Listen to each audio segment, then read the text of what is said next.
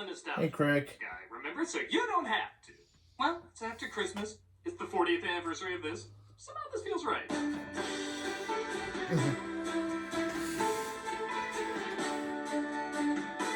As I've mentioned countless times on this channel, A Christmas Story went from that charming secret movie you discovered to a kitsch marketing nightmare overexposed at every turn. Yet, for all its merchandise, musicals, sequels, live shows, and marathons that started more marathons? Who are you people? I have to admit, none of that deters me from still enjoying this flick. But yes, because it has been all over the place for so long, I don't mind talking about it after the Christmas buzz has died down. Is it talked about too much? Probably. But now that people are realizing that and starting to talk about it less, of course, that's when I come in and say, hey, maybe we should talk about it more. What a contrarian asshole. With that said, what is it about this film that still makes me enjoy it despite so many factors trying to stop me from enjoying it? Well, let's take a closer look. This is A Christmas Story after Christmas, because you brought this on yourself movie. The film opens in the 40s with a narration from the author of the book this was based on, Gene Shepard, who's both a perfect and imperfect narrator. Don't get me wrong, he has a kind, well-spoken voice, but he also kind of sounds like the Schmucker's jelly guy if he was a little drunk and ready to deck you if you say, maybe you should bring your pistol to parties. Smucker's is naturally good because it's naturally made. In his hand was the knurled stock of as coolly deadly-looking a piece of weaponry as ever I had laid eyes on. That's my Second Amendment right to show your 3-year-old how to protect herself from communists. It gives both him and the film a soft edge, but still an edge. Come on, Ralphie, I got your flowers! This is Ralphie, played by Peter Billingsley, who obsesses over getting the Red Ryder BB gun, despite his mother refusing to get it for him. I want an official Red Ryder Carbine Action 2-inch range-ball air rifle. Shoot your eye out. With what? I don't even know what he asked for. I just said, rifle. Yeah. Actually, Yeah. one of the things I like about this movie. The kids aren't too Hollywood. I'm all for empowering children, but I feel like a lot of movies make them a little too confident to the point where they don't feel real. Ralphie and his brother Randy can be funny, but they feel like real kids. And I think a lot of that is because they allow them to be vulnerable. When one of them is hurt, they don't just say a quippy line, they legit break down. Whether the film let them be more emotional because it's the 40s or because kids are friggin' emotional. It gives a welcome realism and heart to what's in many respects a light comedy. Mothers know nothing about creeping marauders burrowing through the snow toward the kitchen. Speaking of which, this begins one of many fantasies Ralph has that, yes, are pretty silly, but I feel like do reflect the emotions of what he's going through. It isn't just him imagining himself with the BB gun, it's him showing his mother she was wrong about not letting him get one. All the fantasies are fueled by what he's feeling in the I think moment, my brother which is saw this something the movie. random I never fantasies in the spin-offs usually miss. I never saw It it. also gives the actors a chance to go I never delight grew up them. on this movie. I just know those bad guys would be coming for us in the end. I never seen this movie before. This whole fantasy is worth it just for that reaction. The film also does a good job of really making it feel like it's the 40s. Not only is this a fantasy a kid back then would have, but I still know so many people who swear this movie was produced in the 60s or 70s. It just has that old-timey feel to it. And yes, despite it taking place in the 40s, it captures a lot of timeless elements around Christmas time. Like getting dressed for winter. I can put my arms down! Put your arms down when you get to school. No, really, how did he get out of that coat when he got to school? He clearly has no friends.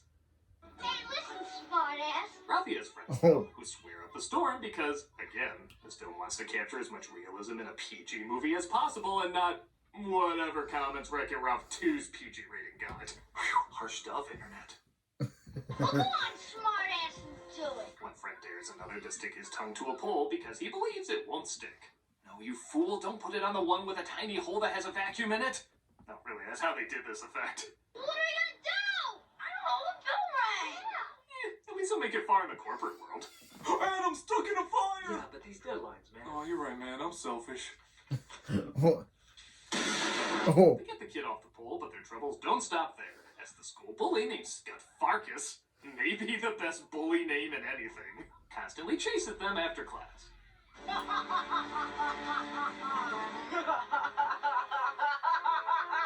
This kid has both the most natural and unnatural evil laugh.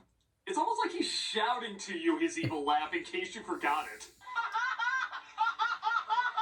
Ha ha ha! Ralphie has to write a report about what he wants for Christmas, so of course he chooses the Red Ryder BB gun.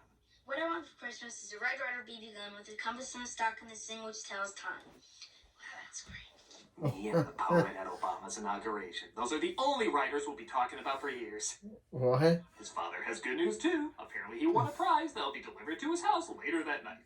Yeah, bring it right on in, right here. His and, hey, it's the guy who directed Baby Geniuses. I'm allowed at least one of those. It's also the guy who directed Black Christmas, so if Ralphie grows up to be this serial killer, that would track. Tell me the guy who committed those killings didn't see this as a child. What is this? What is it? It's a leg! It's an eyesore for people who love to decorate their houses in eyesores, as well as every one-legged person's Halloween costume.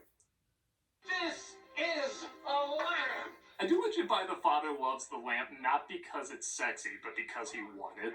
It could literally be a lamp of Steven Seagal, and he would love it just as much. Stevenson. Mark, what is this? It's a major award. Shucks, I wouldn't know, Dad. It looks like a lamp. That's a director, by the way. And I kind of love the fact he doesn't look like a person who would direct this or any of these movies, but he does look like a guy who would direct Porky's. What? When Ralph hands in his report, he has the one fantasy I guess you could argue isn't emotionally motivated, but I don't know. I think you can still say he's thinking about showing his mother how wrong she was with the BB gun.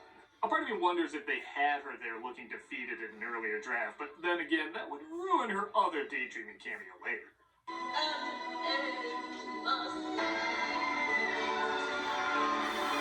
How a YouTuber who makes a movie always thinks their film is going to be accepted. On the way back from getting a tree, they get a flat tire, and Ralphie accidentally lets out the F-bomb without actually letting out the F-bomb. Fudge. Only I didn't say fudge. I said the word. Come on, you were made in the 80s. You're allowed at least one in a PG movie. Though there is something funny about parents having to lean over and tell their kids, he means fuck, dear. You know what your son just said. Ready? I love when they tell Randy to step away and he just steps right back in.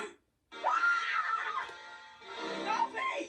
Don't worry, some people make a very good living saying that word over and over. Ralphie gets his mouth washed out with soap and has to tell where he heard that word. Now, I had heard that word at least 10 times a day from my old man. Did you though? I think it was very much the Yosemite Sam Home Alone Joe Pesci variety. He says he heard it from his friend Schwartz, so his mother gives Schwartz's mother a call. Do you know what Ralph just said? He said, In the 40s, everything past the D word was the C word. Schwartz's mom doesn't take her son saying that word very well. he heard it from your son.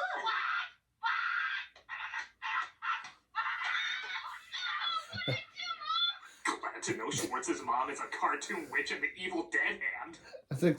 Ralphie has another fantasy, this one I know every kid has, the pity fantasy. The, oh, won't they be sorry they punished me because... insert stupid reason here. It was so poisoning. This is how an influencer thinks someone's going to react when they block them on social media. In one scene that I acknowledge is funny, but also acknowledge is entirely pointless. He decodes what he thinks is an important message tied into the Little Orphan Annie show. That's a message from Annie herself. Remember, don't tell anyone. Now, like I said, this is pretty funny and builds up how kids can get really overhyped for something that's probably not worth it. Kids. But if you were to cut it out, you wouldn't miss a thing. Be sure to what? But again, Ralphie's reaction to it just being a commercial does make it really funny. Yeah. Commercials? Sorry, I love a family Christmas movie that needs a swear jar. Also gotta love this immature edit. Boop. The mother apparently knocks over the lamp by accident, which of course leads to a great reaction from the father. We're out of glue. Divorce. Of course, he eventually gets over it, unlike Ralphie, who can't get over the fact that he only got a C+ on his report. C+. Oh, no, it can't be. Kid, I'd be happy to get a C+ on anything. I fridge my C+'s! But to his credit, this grading is pretty whack. There's literally nothing else written on the page. She just doesn't like the toy. Well, you know what?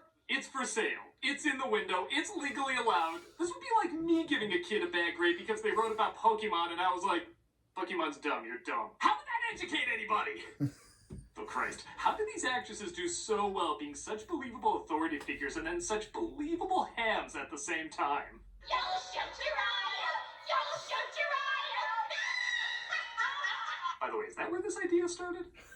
Things get worse when Scott throws a snowball at Ralphie, causing him to finally crack, breaking his glasses in the scuffle. I feel like every kid has a blow-up like this too, and it's not like these are really good punches he's throwing. He's just so angry he doesn't even know how to attack, and it ironically works.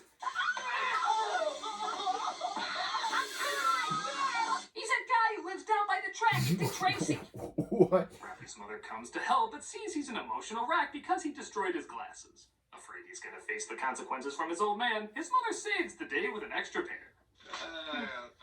I slowly began to realize I was not about to be destroyed. I wasn't gonna be like my third brother. I mean, two. There's only two of us. What? He realizes he owes his mother big time, so he stops pushing her for the BB gun. But that's when he puts together he can ask Santa at the mall. So they decide to go there after watching the Christmas parade. Hey, in this movie! Don't make me buy you. Yeah, with what money? That's fair. Yeah. They get in line for Santa, and when the author himself says no cutsies, you kinda gotta listen. And they walk up to one of my favorite Santas of all time. We've seen plenty of bad Santas over the years. Hell, some literally have that name. But this one's so much fun because he both really doesn't care and cares too much at the same time. And what do you want for Christmas, Billy? A toy truck, get a wolf, fella.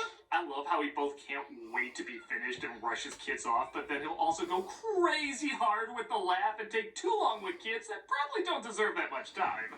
Then what's your name, little boy? He cracks me up, and I've never seen another Santa like him. He's one of my faves. Okay, get him out of here. When Ralphie freezes up, though, he realizes he's missing his opportunity and tries to get his gift across. You'll shoot your eye out, kid.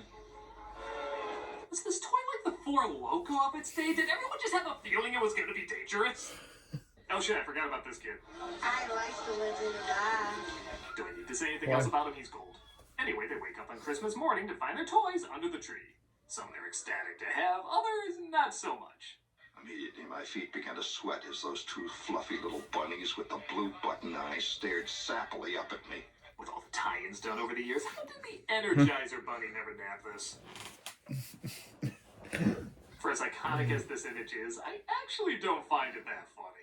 I think the leg lamp, for as overexposed as it is, thank you, tip your waitress, is more odd and one of a kind and sticks out more, where this just kind of feels like standard family film fare. But again, it's followed by a great scene, that being Ralphie getting the BB gun from his father.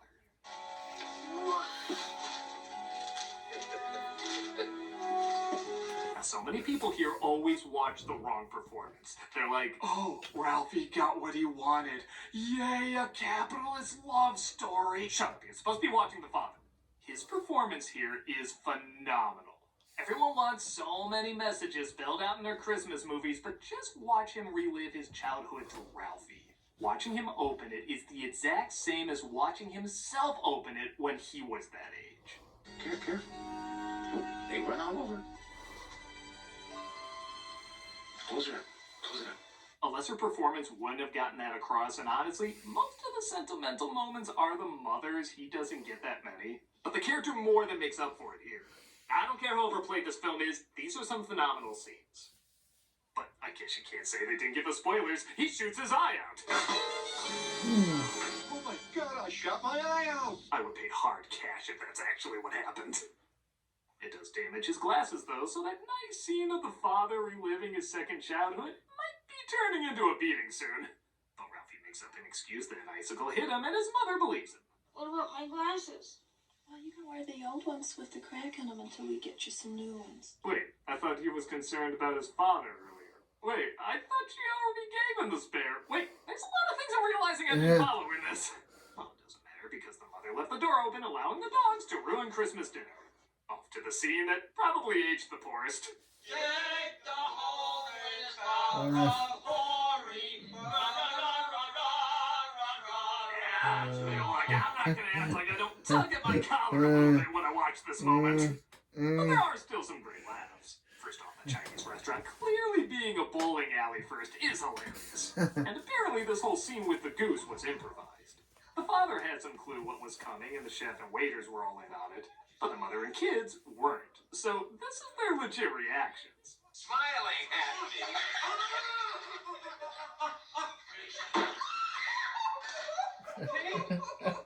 That's pretty amazing. We then get my favorite scene in the movie, and honestly, maybe my favorite Christmas moment of all time. Hey, come over here. Look at this. Ooh, is that beautiful? That's it. Nothing else. But isn't it perfect? Do you really need a rom-com telling you the meaning of Christmas or 5 subplots for the Grinch or...